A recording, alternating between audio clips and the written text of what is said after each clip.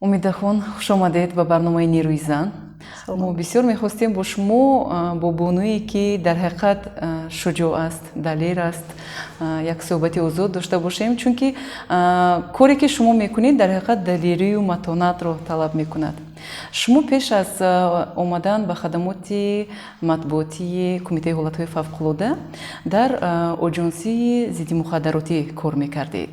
Ҳарду ин мақомотро аслан ба мардон нисбат медиҳанд, чунки дар он ҷо мардҳо бисёртар кор мекунанд. ҳамин чиз ба хислати шумо, ба характери шумо ягон хел таъсир гузоштааст ё не? Ташаккур барои даъвататон. шумо дуруст қайд кардед ки ин ду мақомоте ки ман кор карда истодам, онҳо сифр як хусусияти мардона доранд, махсусан Кумитаи ҳолатҳои фавқулода, чун ҳолатҳои фавқулода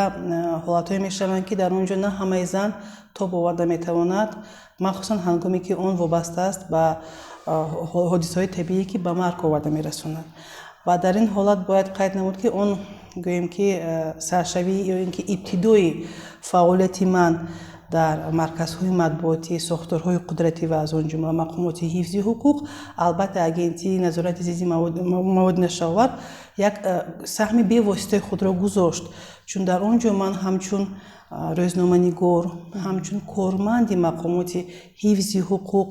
ҳамчун афсар он ҷо гӯё ки сабзидам ва албатта барои оне ки ман чеҳраи занонаи худро, хусусияти ки характери занонаи худро гум накунам, саҳми роҳбари ман хеле ва хеле зиёд аст, чун дар ин ҳолат, дар ҳолате ки метавонӣ ки вақте ки ман дар агентӣ кор мекардам, дар маркази матбуотӣ, албатта ҳолатҳое мешуд ки бевосита бо ҷинояткорон ҳам рӯбарӯ мешудем, ҳангоми навиштани ҳам очеркҳои судӣ ва омода намудани ин ё он гузориш, бо онҳо ҳам суҳбат мешудем. Дар бисёри ҳолатҳо медидем ки ҷинояткорон албатта чеҳраи самимии худро нишон намедиҳанд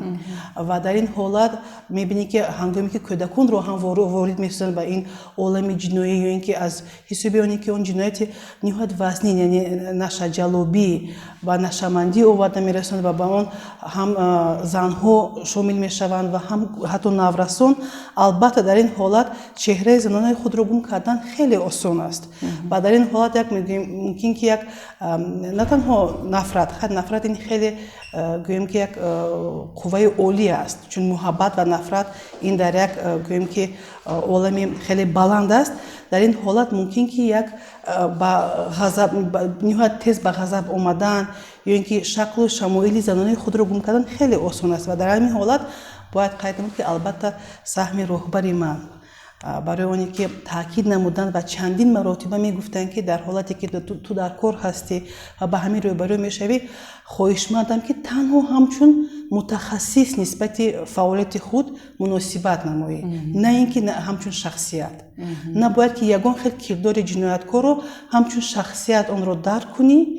ва муносибати худро ҳамчун шахсият ба ё нишон диҳӣ, балки танҳо аз ҷиҳати касбият. Умеда Юсуфӣ, сардори шӯъбаи кор бо ҷомеаи Кумитаи ҳолатҳои фавқулода ва мудофиаи гражданӣ назди ҳукумати ҷумҳурии Тоҷикистон 7 феврали соли 1975 дар шаҳри Душанбе дар оилаи зиёӣ ба дунё омадааст. Ӯ хатмкунандаи донишгоҳи давлатии омӯзгории Тоҷикистон, факултаи таърих ва ҷамъиятшиносӣ мебошад. соли 2019 бо мукофоти давлатии хидмати шоиста қадрдонӣ шудааст. ҳамчунин соли 2019 аз ҷониби иттифоқи рӯзноманигорони Тоҷикистон марказе ки Умеда дар он ҷо фаъолият кардааст ҳамчун маркази матбуоти сол дониста шудааст. соли равон ба рӯйхати 100 зани мувофиқ номи Умеда низ шомил гардид. дар мақомоти қудратӣ фаъолият менамояд. рутбаи ҳарбӣ полковник.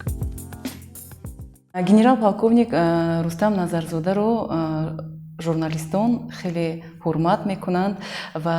барои мо аҷиб аст ки чӣ гуна роҳбар ҳастанд. ман нисбати ин шахсият дар мадди аввал шахсият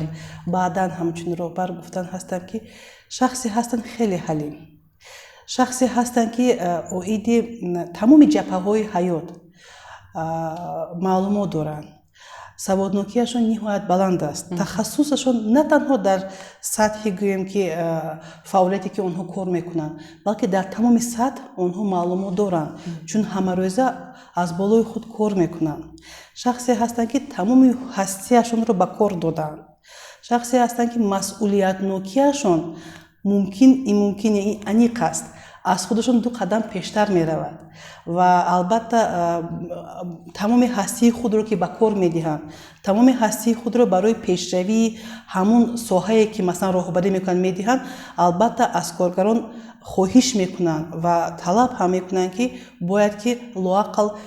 як қисме ҳам бошад масъулиятнок бошад нисбати бурдани вазифаҳои хизматии худ. Бо ин шахс фаъолият кардан, бо ин шахс кор кардан, дар зери дасти ин шахс кор кардан, ин роҳбар кор кардан як хушбахтии ниҳоят олӣ аст. лаҳзаҳое мешавад ки албатта ҳамчун зан агар барои аз серталабӣ мумкин роҳбар дар баъзе ҳолатҳо мумкин ки як дилозор ҳам шавам, чун талаботашон ниҳоят баланд аст, лекин баъдан вақте ки меоям фикр мекунам, он суханҳое ки он кас мегӯянд танҳо дар доираи кор аст. Дар ҳамон аз соли 2008 ман дар зери дасти генерал-полковник Рустам Назарзода фаъолият мекунам. Ман боре ҳам на танҳо дар симои худам, балки ҳамкороне ки ҳам дар агентӣ доштем ва ҳам дар кумитаи ҳолати фавқулодда ҳоло ҳам фаъолият мекунем, ман боре ҳам рӯбарӯ наштам ки Рустам Урмонович нисбати иззати нафси кормандон дар ягон ваҷҳ ман нашунидам ва надидам ва на танҳо ман, ҳамаи он нафароне ки мешиносанд ва кор мекарданд ва кор мекунанд бо ин роҳбар медонанд ки дар ягон ҳолат ба иззати нафси корманд намерасад, танҳо дар доираи кор аст. дасти маро ҳамчун рӯзноманигор, чун ман рӯзноманигор нестам ва ман маълумоти рӯзноманигорӣ надорам, маҳз ҳамин нафар ҳамин кас гӯем ки рост карданд ва нишон доданд ва ба ҳамин олами рӯзноманигорӣ оварданд ва ба ман ҳамин бовариро нисбати фаъолияти худам маҳз ҳамин шахс боз ҳам устувортар намуданд ки ту аз ӯҳдаи ҳамин кор мебароӣ, ту омӯзгор будӣ, ту омӯзонди як шумораи хурди, масалан дар синф агар гӯем ки 30 нафар хонанда нишаста бошад, ту ҳамин кори худратро идома додӣ, лекин каме ҳам бошад аудиторият васеъ шуд. Шумо омӯзгоред? Бале, ман аз рӯи тахассусам ман омӯзгори фанни таърих ва ҷамъиятшиносӣ ҳастам. ҳамчун омӯзгор кор кардагист? Бале, ман дар ин ҷода 18 сол фаъолият кардам дар муассисаи таҳсилоти миёнаи шаҳри Душанбе ва яке аз мактабҳои олии ҷумҳурии мо. ба мақомоти қудратӣ чӣ хел омадед? Соли 2008 вақте ки ман дар яке аз мактабҳои миёнаи шаҳри Душанбе фаъолият мекардам, вазъи оилавиам камтар ноустувор гашт аз ҷиҳати иқтисодӣ ва чун он солҳо маоши омӯзгорон паст буд ва ҳамон ҳол дар оилаам каме душвориҳо ҳам ба миён омад, ман дар яке аз рӯзномаҳо,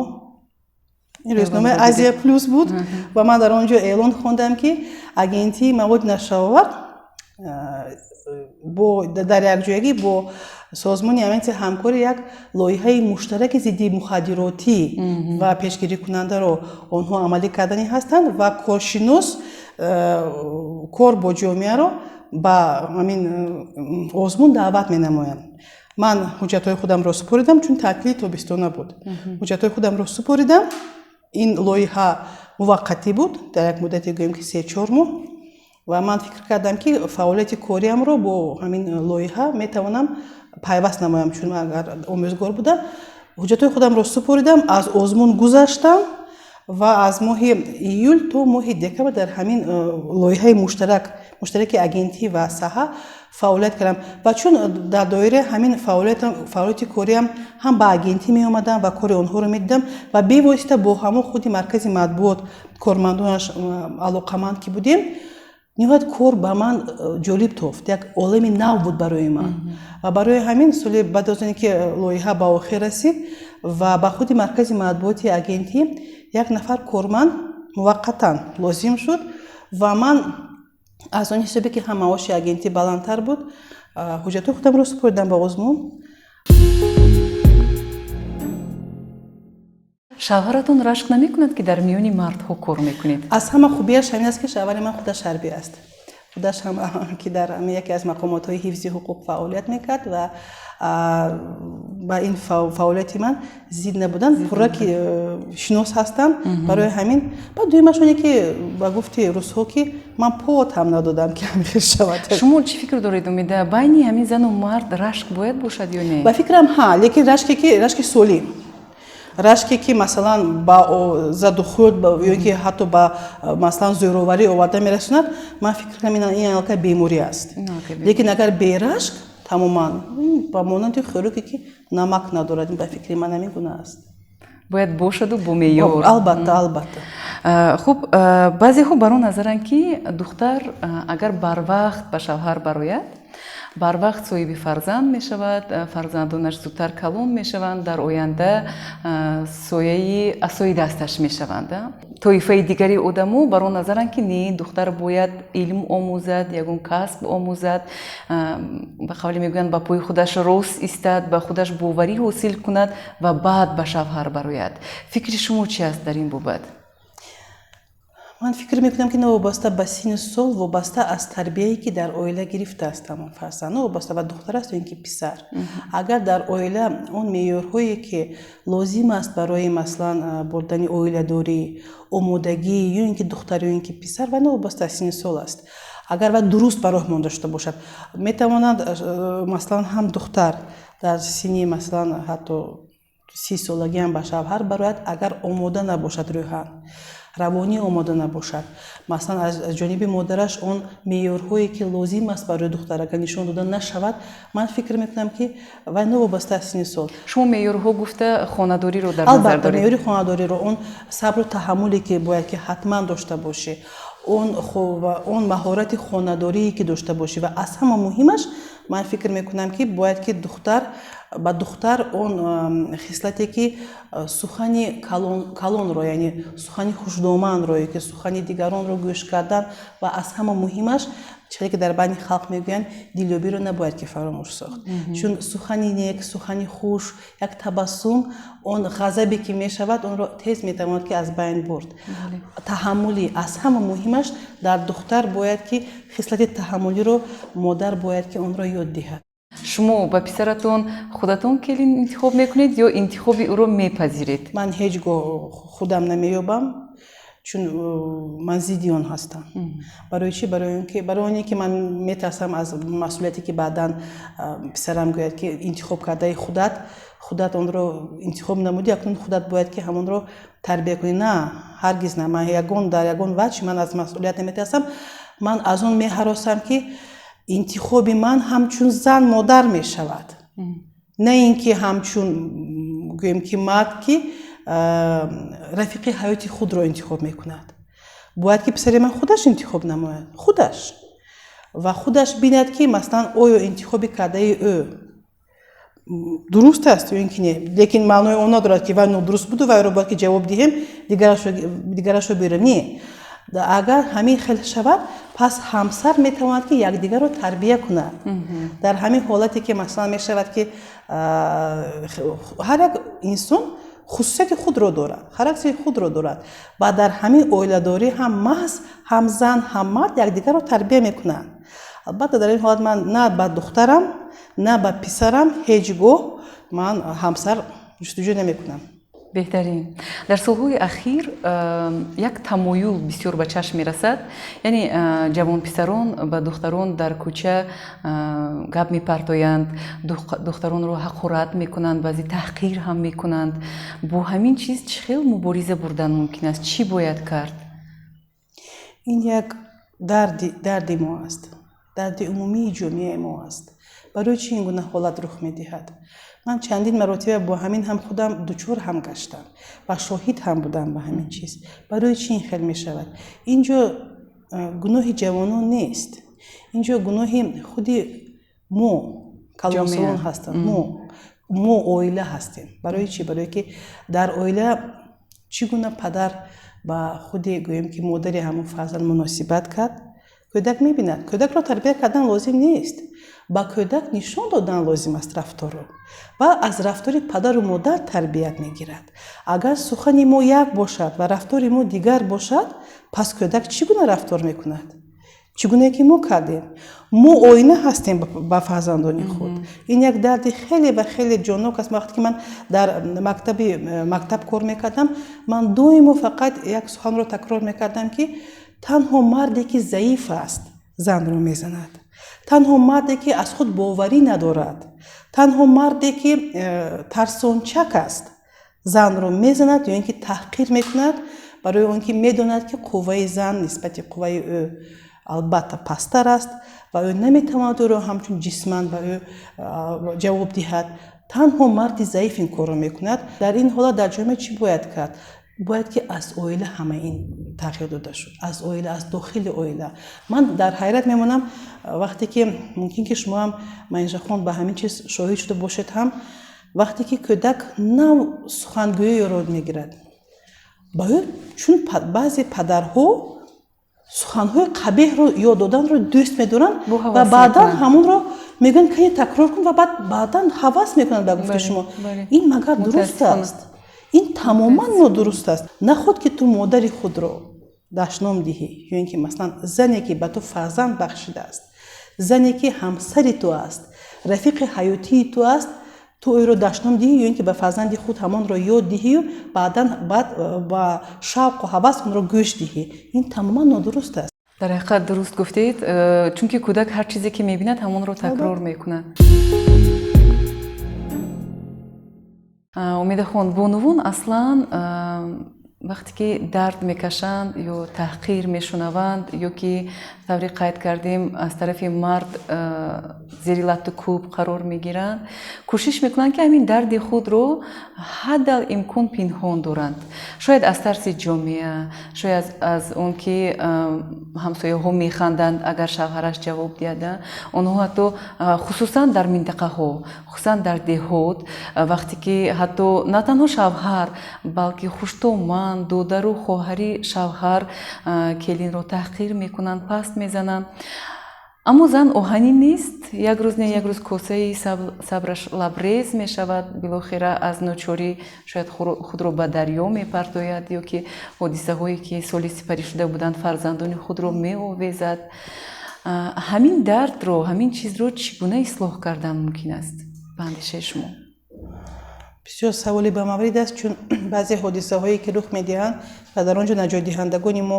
ширкат меварзанд барои бартараф намудани он аз он ҷумла ҳангоми ғарқшавӣ ва ғарқшавии гӯем ки зӯроварӣ ва монанди оне ки модар бо фарзандони худ ба дарёи худашро сарозер месозад ё чизе ки шумо дуруст қайд кардед ҳангоми ба дур овехтан ин аз ночорист ва аз он аллакай ба он ҳолате меояд ки вай фикр мекунад ки дигар қадами қафо нест лекин ин ҳам боз такрор мекунам ин танҳо он заноне ба ҳамин чиз дучор мешаванд ки дар оилаи худашон дар байни падару модари худашон мумкин ки ҳамон зӯровариро нисбати модари худ дида буданд ман дар аввали суҳбатамон гуфтам ки модар бояд ба духтари худ таҳаммулгароиро ёд диҳад лекин ин маънои онро надорад ки духтар бояд ки ҳамчун ғулом тамоми он шиканҷае ки нисбати ӯ раво мебинад дар оилаи дигар бояд сабр кунад ин тамоман нодуруст аст ман дар назар дорам таҳаммул ҳангоми душворӣ дар оила масалан душвории иқтисодӣ бошад ё ин ки масалан душвории дигаре ки мешавад ҳамаи проблемае ки ҳаст дар ҳамин ҷомеа масалан оне ки шумо гуфтед ки дар хиёбонҳо дар кӯчаҳо ҷавонон нисбати духтарон суханҳои қабеҳ мегӯянд ё ин ки масалан рафтори ношоиста мекунанд ин ҳамаш аз оила манша меёбад ва дигараш оне ки аз духтарҳо ҳам вобастагӣ калон дорад дар баъзе ҳолат духтарҳое мебинед ки гӯё ки худашон ба ҳамин талқин медиҳанд тариқи либоспӯшиашон тариқи рафторашон ин ҳолатҳо ҳам мешавад ки духтарҳо ҳам гунаҳгор ҳастанд ин боз ҳам проблема аз ҳамон оила аст дар оилаи маърифати оиладориро бояд ки аз ҳамон мактаб омӯзонед аз мактаб не ҳатто аз кӯдакистон тариқи бозӣ аллакай бояд ки вазифаҳои ҳам мардро ҳам занро аз хурдӣ нишон дод ба кӯдак барои чи шумораи вайроншавии оила зиёд шуда истодааст барое ки дар ҳамин ҷабҳа фаъолият хеле суст аст гузоришҳое ки мешунавем танҳо оне ки омурро медиҳанд 10,000 оила вайрон шудааст 9,000 оила вайрон шудааст чӣ кор карда шуд чӣ нақшаҳое ки қабул мегардад дар доираи ҳамон нақшаҳое ки дар доираи барномаҳое ки қабул мегарданд, пас барои чӣ самара намедиҳад? муносибатро бояд дигар кард, бо оилаҳо бояд кор кард, оилаҳоро бояд тарбия дод, чун дар давраи шӯравӣ ҳамин корҳо буданд. пас барои чӣ ҳозир ҳамин чиз суст шудааст? бале. нерӯи зани тоҷик дар чӣ аст ба андешаи шумо? нерӯи зани тоҷик дар оила аст, дар муҳаббат нисбати ӯ аст, дар таҳаммули ӯ аст, дар дастгирии гирду атроф аст, дар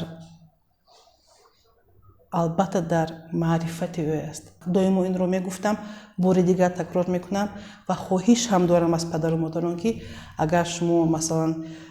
як писару се духтар дошта бошед ва имконият надоред ки ҳама писаронатон омӯзонатон ба маълумоти олӣ диҳетон, ба духтаратон маълумоти олӣ диҳетон. ҳатман. чунки вай модар модар мешавад ва давомдиҳандаи ҳаёт аст. агар дар ҳамон гӯем ки бо ҳамон тахассуси худ кор накунад, аз ҳама муҳимаш бо фарзанди худ кор мекунад,